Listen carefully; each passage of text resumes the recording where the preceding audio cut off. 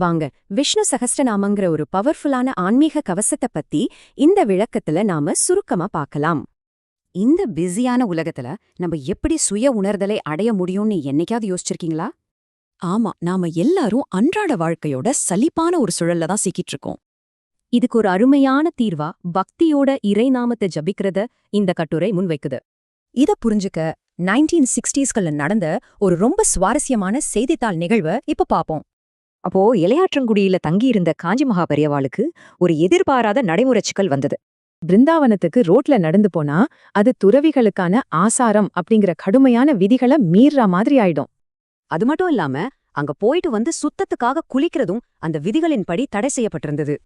இந்த தடைய உடைக்க தன் கூடவே விஷ்ணு சஹஸ்ரநாமத்தை ஜபிச்சுக்கிட்டே வர சொல்லி பக்தர்களை அவர் கேட்டுக்கிட்டார்.